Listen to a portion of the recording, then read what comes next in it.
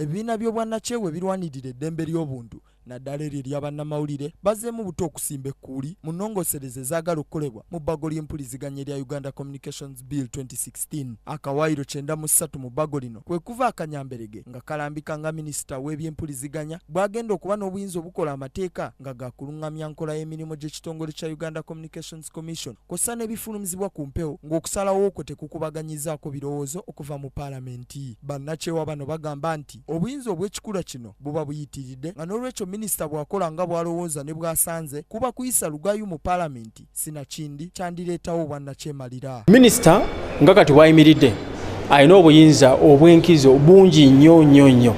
Asalawo ku lukiiko olufuga ebyempuliziganya mu ggwanga, asalawo baani ababeera ku lukiiko lw'akakiiko ak'olufuzi, asalawo ng'ekibuga gye bayinza okukozesa ssente zaabwe era n'okugobwa osinga oba tomusanyusizza.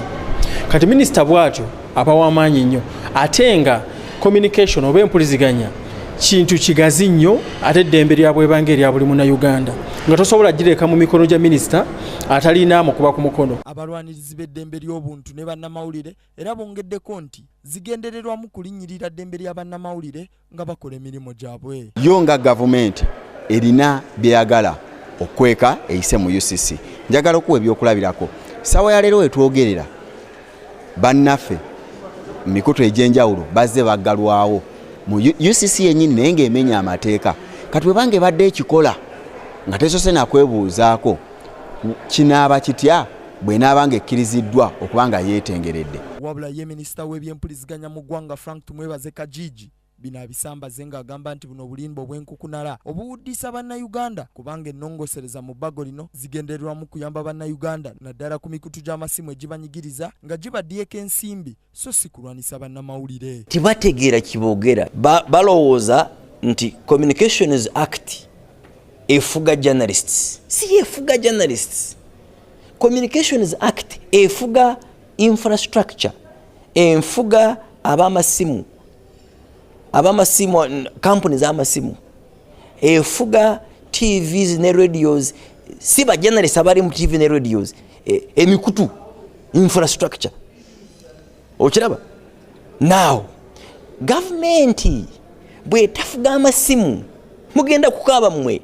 Ekitongole kya UCC ekirondoola ebifulumizibwa ku mpewo n'emikutu gy'amasimu nga nakyo minisita waakubeera n'obuyinza obw'enkomeredde ku ngeri gye baddukanyamu emirimu gyabwe omuli n'okulonda abaani abatulwa ku kakiiko akafuzi bo basanyufu bya nsuso era ng'ebbago lino balyaniriza. Fred Otunu ng'ono omwogezi wa UCC agamba nti tekyetaagisa paalamenti kusooka kukubaganya birowoozo ku kusalawo kwa minisita kubanga gino mirimu gya kikugu ate kitwala akaseera kangi ekintu ekiyinza okuzingamya emirimu gyabwe. Regulations that have been made through the process of approval by Parliament has tended to take too long. Not because parliamentarians are incompetent, but because the process would require a lot of scrutiny. Parliament mu mwaka gwa 2013 yayisa obuwaayiro mu tteeka ly'ebyempuliziganya nga lirambika nga minisita bw'asobola okukola amateeka agalungamya ebyempuliziganya wabula nga alina kusooka kwebuza ku paalamenti wadde nga tewannayita myaka 3 minisita era akomyewo n'ennongosereza endala ng'agamba nti waliwo okukontana mu tteeka. Stephen Tulyargayo, KTV, amalindirire.